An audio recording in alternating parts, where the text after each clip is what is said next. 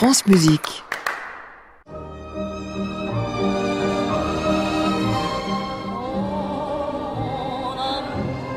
Tour de chant, Martin Penet.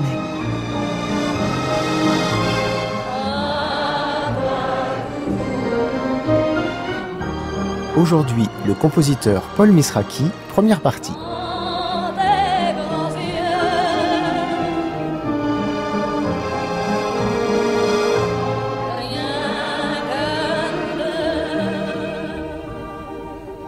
Paul Misraki était un musicien surdoué qui a marqué l'histoire de la chanson et de la musique de film d'une façon indélébile. D'une gentillesse proverbiale, il avait en outre le talent d'aligner les tubes avec une régularité déconcertante.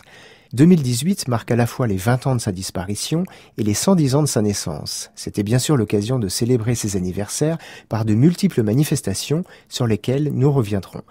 La longue carrière de Paul Misraki lui a donné l'occasion d'être interrogé à de multiples reprises par la radio nationale et son plaisir favori était de se mettre à son piano, comme dans cette émission d'octobre 1953, Parisien, d'où viens-tu ?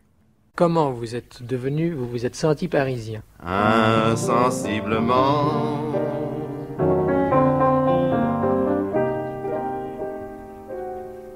Une fois devenu parisien, vous avez eu un premier succès. Oui, la marquise. Et c'est à partir de ce moment-là que vous avez pu, comme elle, proclamer « Tout va très bien, madame la marquise ». Est-ce que dans la vie, vous avez eu un slogan, puisqu'ils sont à la mode, que vous aimeriez imposer à vos contemporains ? Voyons. Qu'est-ce qu'on attend pour être heureux ? Qu'est-ce qu'on attend pour faire la fête ? Vous êtes parti pour l'Amérique du Sud, d'où vous nous avez rapporté, je crois, une fort jolie personne. Aïe, aïe, aïe, Maria, Maria de Bahia.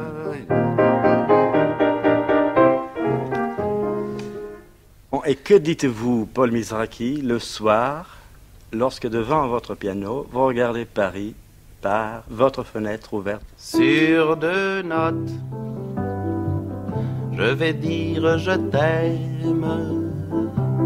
Sur 3 notes, je te donne mon cœur.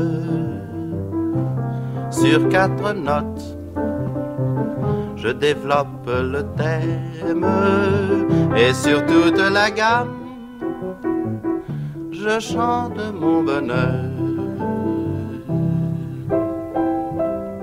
Tous ces succès ne sont qu'un petit échantillon d'une œuvre riche d'environ 350 chansons et 160 musiques de films dont nous allons tenter de brosser un panorama au long de 4 émissions. Issu d'une famille d'assureurs d'origine italienne, Paul Misraki est né en janvier 1908 à Constantinople, où son père était assureur maritime, avant de s'établir à Bucarest et enfin à Paris, regagné avec difficulté en 1917. La famille habite alors le quartier de Passy dans le 16e arrondissement et n'est guère portée vers les arts. Paul est une exception dont la vocation musicale précoce n'est pas vraiment prise au sérieux, sauf peut-être par sa mère Lucie, qui joue du piano pour son plaisir. Inscrit au très sélect lycée Janson de Sailly, Paul fait la connaissance de quelques garçons du même âge, férus de rythmes syncopés. Ces derniers se réunissent à partir de 1923 pour jouer des airs américains à la mode, en particulier ceux de George Gershwin. Le groupe d'adolescents compte notamment le pianiste Raymond Ventura, le trompettiste Ray Binder, le batteur Krikor Arslanian, dit Coco Aslan. Ils prennent au bout de quelque temps le nom de Collegiate Five pour sacrifier à la mode américaine et ne chantent d'ailleurs leurs refrains qu'en anglais. À partir de 1925, ce jazz band en herbe anime les soirées dansantes des grandes écoles, des galas et diverses festivités parisiennes. Leur camarade Paul Misraki, pianiste occasionnel, les regarde alors avec envie. Contrairement à la plupart de ses copains qui considèrent la musique comme un passe-temps, Ray Ventura a bien l'intention d'en faire un métier et entreprend des démarches auprès des maisons de disques. L'un des premiers enregistrements de l'orchestre Ray Ventura and His Collegians, avec Coco Aslan au chant et Ventura aux arrangements, est réalisé pour la firme Odéon en mai 1929, juste avant la sortie sur les écrans de la version française du film américain Innocence of Paris, d'où est tirée cette chanson créée par Maurice Chevalier.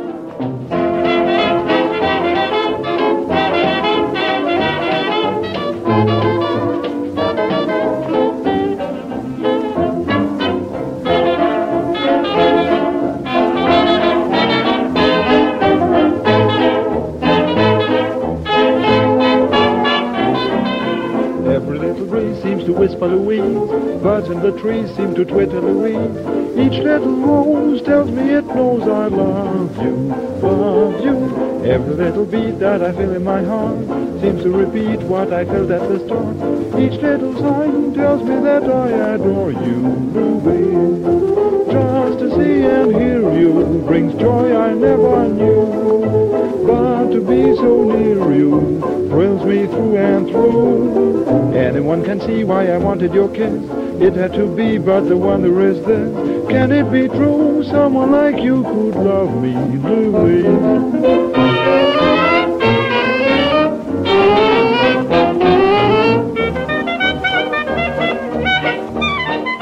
De son côté, Paul Misraki est nourri des opérettes modernes de Maurice Yvain, Ta bouche, pas sur la bouche, et des premières comédies musicales américaines montées à Paris, comme Nono Nanette ou Showboat.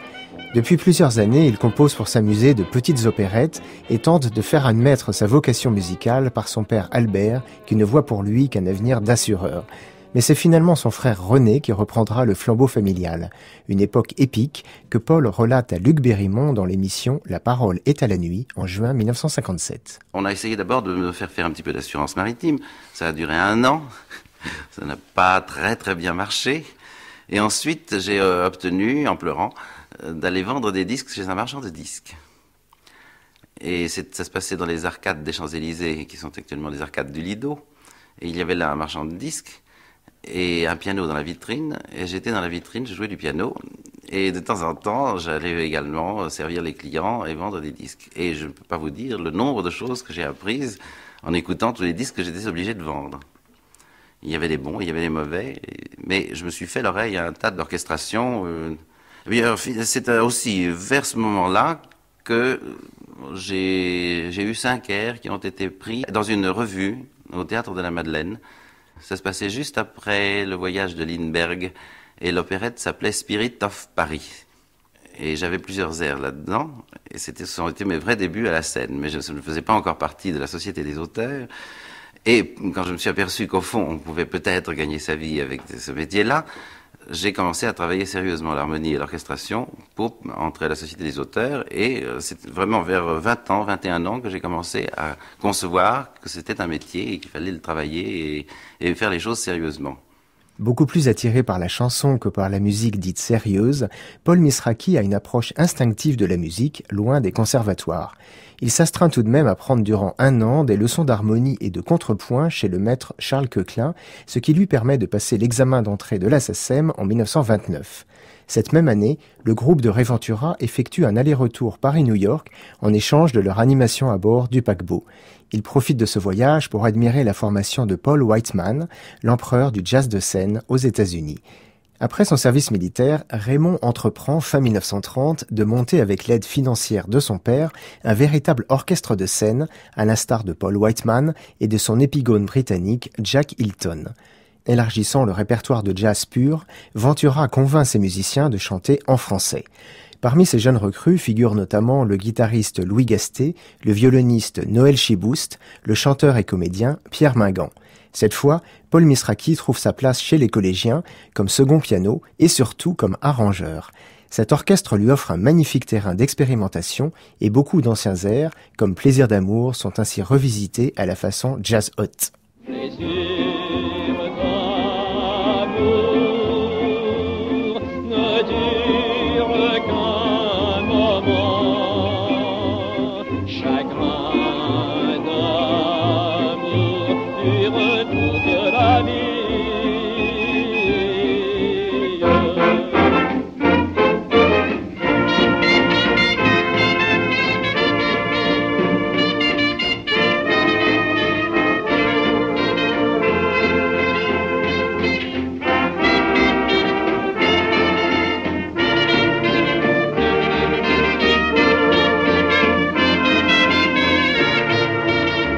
Paul Misraki aimait raconter les débuts de l'orchestre de Réventura, comme ici en 1985 au micro de Francis Colneau sur Radio Bleu pour l'émission À tout cœur. C'est en 1930 que nous avons commencé à répéter dans ce but. Et le Fantastique était un air que j'avais déjà composé quand je devais avoir 16 ou 17 ans, qui était inclus dans une pseudo-opérette qui n'a jamais été jouée. et qui a brusquement plu à un metteur en scène qui s'appelait Paul Fegios et qui l'a mis dans un film qui s'appelait L'amour à l'américaine, tourné en 1931. Mais c'était Mademoiselle Spinelli qui chantait cet air. Fantastique devient l'indicatif. C'est devenu depuis l'indicatif de l'orchestre Ray Ventura. Il n'y avait qu'à l'entendre pour savoir que Ray Ventura jouait.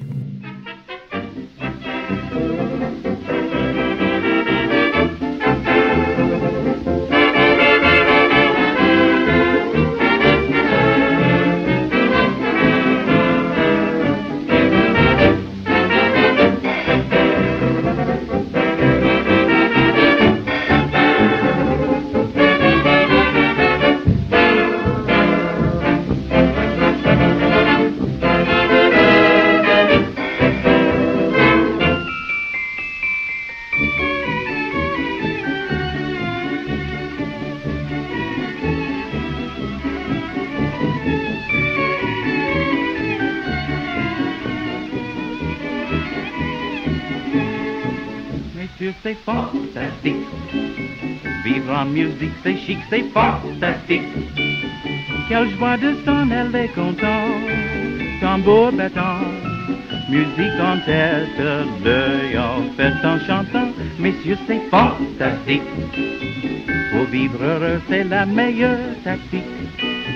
Pour le public, nos cœurs font tic, tac, toc, tic pour monsieur, tac pour madame, toc pour tous les deux. C'est fantastique, messieurs.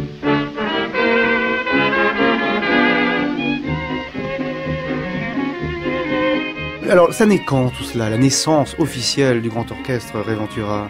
Le premier concert public a été donné à la salle Gaveau le 13 mars 1931. Et c'était un vendredi 13.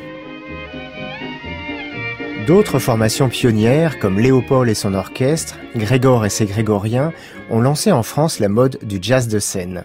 Mais la formule mise au point par Ray Ventura connaît un succès fulgurant. Musicien brillant, arrangements soignés, effets spectaculaires, humour bon enfant.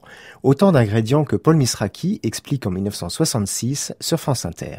Ça a été un démarrage foudroyant, parce qu'on n'avait jamais vu à ce moment-là en France un orchestre français où tous les musiciens étaient des chanteurs et des comédiens à la fois, qui ne se contentaient pas de jouer des morceaux, mais chantaient, dansaient et faisaient des parodies.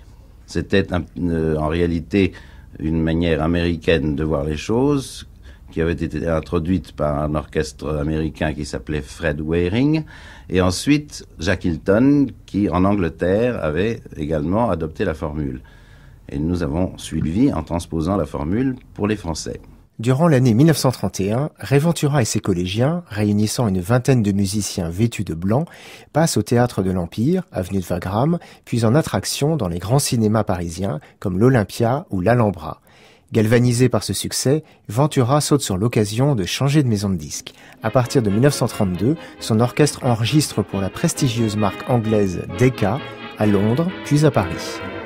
Tous les ans, au moment de la chasse, nous courons un coup de psychopathe. Et pour que le temps gaiement passe, nous comptons tous de joyeux refrains. Je vais vous les chanter aussitôt. Il faudra que vous trouviez le dernier mot. À toi, Paul. Mais non, c'est pas mon tour. Alors toi, Raymond, viens vite, on t'attend. Aujourd'hui, voici l'histoire de Hyacinthe et de Victoire, qui l'un de l'autre était grisé, qui se le disait pour s'apaiser, et qui finira par, et qui finira par, et qui finira par le croire. Ce n'est pas ce que vous croyez, vous êtes bien attrapés. Une nuit en revenant des prés, Hyacinthe la serre entre. Lui dit Victoire, ma petite étoile, tu vas te coucher dans tes fines toiles. Je voudrais bien te voir après, je voudrais bien te voir après, je voudrais bien te voir après. Ce n'est pas ce que vous croyez, vous êtes bien attrapés. Elle lui répondit, c'est très laid, mais si cela te plaît, pour satisfaire à ta prière, viens avec moi dans la clairière, je te montrerai mon mollet. Ce n'est pas ce que vous croyez, vous êtes bien attrapés. Alors, vous appartenez donc à l'orchestre de Ray Ventura. Quelle est votre fonction dans cette formation? J'étais d'une part pianiste, deuxième pianiste, parce qu'il y en avait un premier pianiste qui faisait les choses difficiles. Et moi j'étais deuxième pianiste, mais alors j'étais surtout, d'une part, arrangeur et compositeur, ce qui me prenait presque tout le reste de mon temps, et j'étais fantaisiste sur la scène. Il y avait Coco Aslan qui était la vedette fantaisiste de l'orchestre, et il y en avait 2 ou 3 autres qui faisaient des blagues, parmi lesquels j'étais un des plus férus. Il y avait Loulou Gasté qui était également un sautilleur de premier ordre. Et alors nous chantions, nous rions, nous faisions des imitations, c'était très amusant. Et c'était surtout extrêmement amusant parce que nous avions, paraît-il, l'air de nous amuser tellement que le public s'amusait doublement, d'une part du spectacle et deuxièmement de nous voir nous amuser. On travaillait d'arrache-pied, sérieusement, mais toujours avec une certaine liberté. Ventura n'a jamais été un fervent de la discipline. Il y avait toujours une atmosphère d'apparente pagaille dans nos répétitions qui donnait d'excellents résultats parce que chacun gardait sa personnalité et donnait libre cours à sa fantaisie. C'était un petit peu au détriment de la cohésion de l'ensemble, si on veut, mais ça nous a donné tout de même un feu d'artifice de personnalité. Mais ça se passait en déguisement, n'est-ce pas, vos représentations? Enfin, nous étions tous habillés de blanc, et nous nous déguisions pas réellement. Nous avions chacun un accessoire, soit un chapeau, soit un insigne quelconque qui symbolisait le personnage que nous représentions. Comme il l'expliquait en 1957 au micro de Luc Berrimond dans l'émission La parole est à la nuit, Paul Misraki quitte fréquemment son piano pour aller chanter, parfois dans le genre sentimental, mais le plus souvent dans le registre comique en prenant une voix de canard. Mon oncle Rodolphe avait 102 ans. Il est mort dimanche. Et le vieux chameau dans son testament a pris sa revanche. Tout l'argent que je guettais aux œuvres de charité, moi je dois me contenter du château qu'il habitait. Je vais le visiter.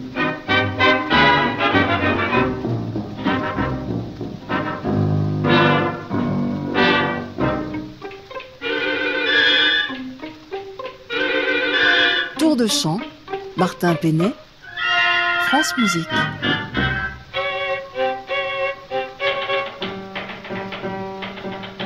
C'est un vieux château du Moyen-Âge avec un fantôme à chaque étage dans toutes les chambres d'amis.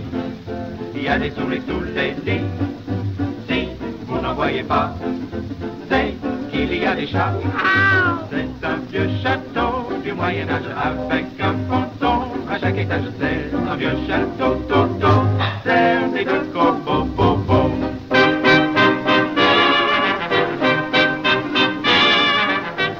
Salon mesure à peu près 180 mètres. Il est ravissant, mais il y faudrait des carreaux aux fenêtres. On s'éclaire à la bougie. On se lave avec l'eau de la pluie.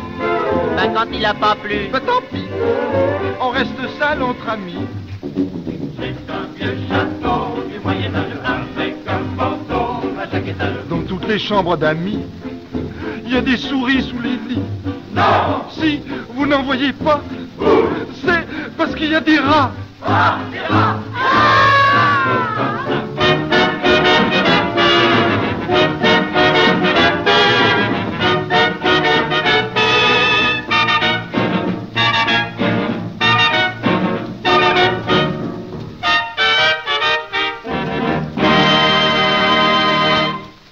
L'orchestre de Ray Ventura adopte sans hésiter les chansons écrites par la jeune garde de la chanson française influencée par le jazz. Jean Tranchant ou bien Mireille et Jean Nohain, auteurs du Vieux Château que nous venons d'entendre.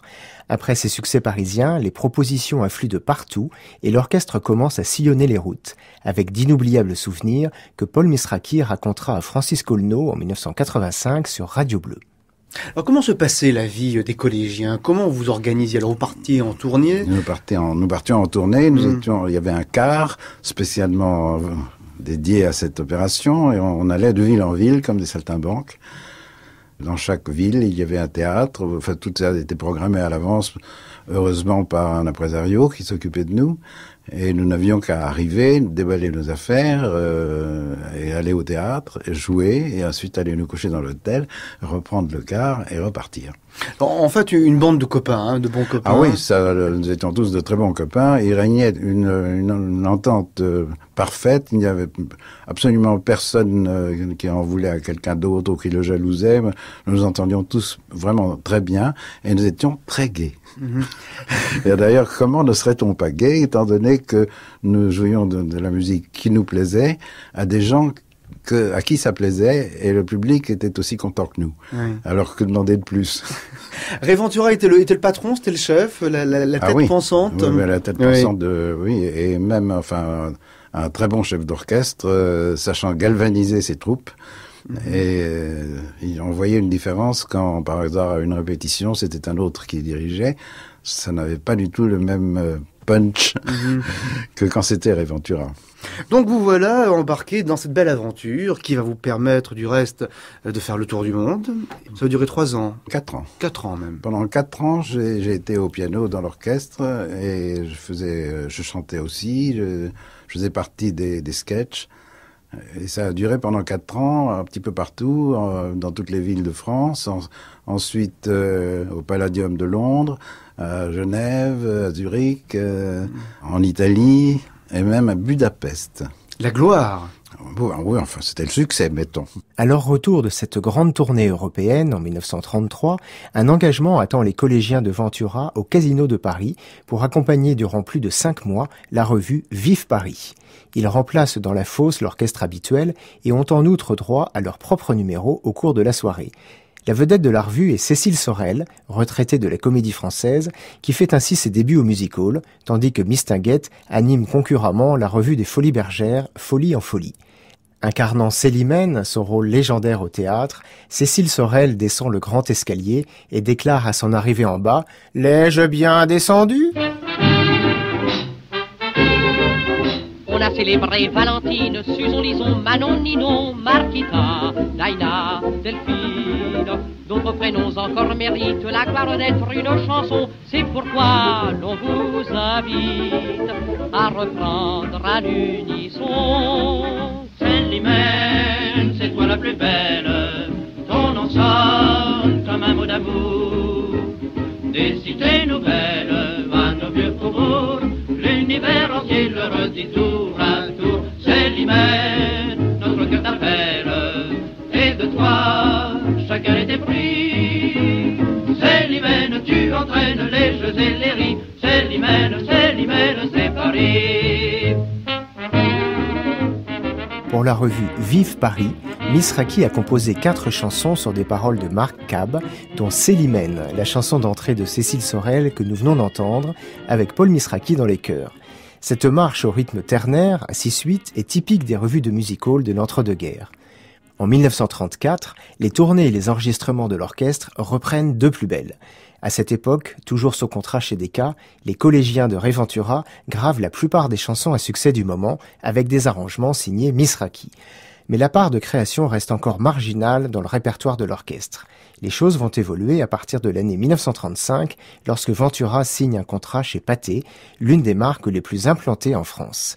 Paul Misraki compose de plus en plus et se fait remarquer avec « Chez moi » ou « Venez donc chez moi », qui est lancé avec succès par la chanteuse de charme Lucienne Boyer, la créatrice en 1930 de l'immortel « Parlez-moi d'amour » et aussitôt repris par l'orchestre de Ray Ventura.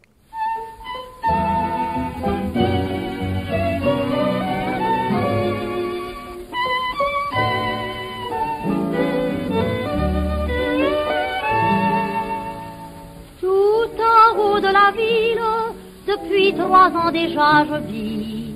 Il n'est pas grand, mon domicile, mais de ma fenêtre on voit Paris. Et le soir, lorsque tout s'éclaire, on n'a pas besoin de bougies. Il fait comme ça, bien assez clair, et ça fait des économies. Venez donc chez moi, je vous invite, il y a de la joie chez moi, c'est merveilleux. À côté des étoiles j'habite, à 2 pas d'un ciel toujours bleu. J'attendrai chez moi votre visite. Là-haut sous les toits, dans mon logis, tous les jours je reçois bonne et vite. C'est gentil chez moi, bonne et vite.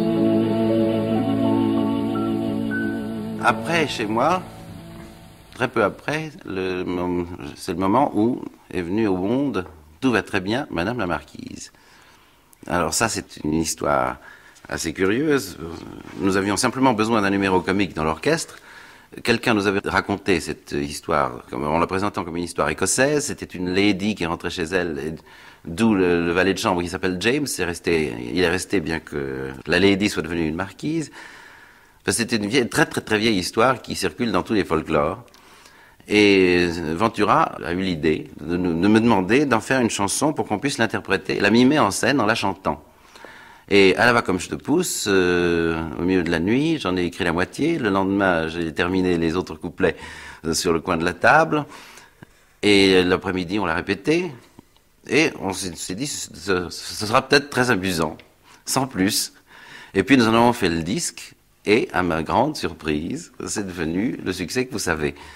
Et j'en étais le premier étonné parce que vraiment, je ne m'étais pas du tout rendu compte que je faisais quelque chose qui allait avoir cette destinée-là. Cette chanson a été le point de départ de toute ma carrière par la suite parce que je suis devenu étiqueté le compositeur de Tout va très bien, Madame la Marquise. C'est une étiquette qui a été extrêmement lourde à porter pendant un certain temps parce que à partir de ce jour-là, j'étais considéré comme le compositeur par définition rigolo qui pouvait faire des chansons drôles à la chaîne.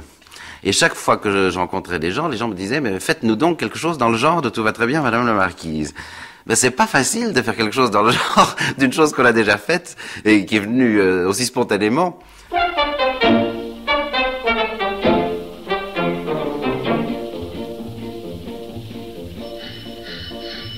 Allô? Allô, James, quelle nouvelle? Absente depuis 15 jours. Au bout du fil, je vous appelle. Que trouverai-je à mon retour? Tout va très bien, Madame la Marquise. Tout va très bien, tout va très bien. Pourtant il faut que l'on vous dise, on déplore un tout petit rien, un incident, une bêtise, la mort de votre jument grise. Mais à part ça, Madame la Marquise, tout va très bien, tout va très bien. Allô, Martin? Quelle nouvelle? Et de couplet en couplet, les nouvelles catastrophiques s'accumulent jusqu'au dénouement fatal, résumé par la fin de cette fable humoristique. Notre château est donc détruit? Expliquez-moi, car je chancelle. Comment cela s'est-il produit? Eh bien voilà, Madame la Marquise, apprenant qu'il était ruiné, à peine fut-il revenu de sa surprise que Monsieur le Marquis s'est suicidé. Et c'est en ramassant la pelle qu'il renversa toutes les chandelles, mettant le feu à tout le château qui se consuma de bas en haut. Le vent soufflant sur l'incendie le propagea sur l'écurie. Et c'est ainsi qu'en un moment on vit périr votre jument. Mais à part ça, Madame la Marquise, tout va très bien, tout va très bien.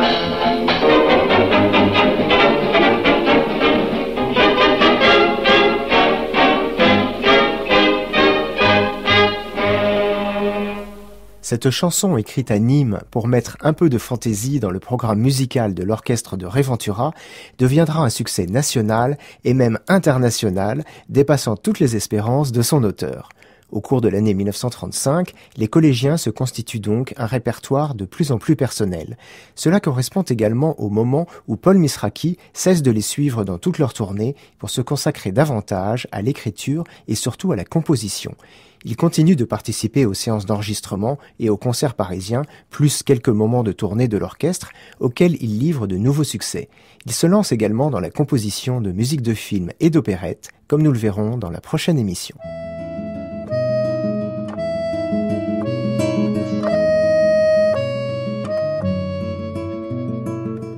Je remercie Dorothée Goll à la préparation, Éric Boisset à la technique, Catherine Prin-Legal à la réalisation, Marine Decamp pour les archives de l'INA.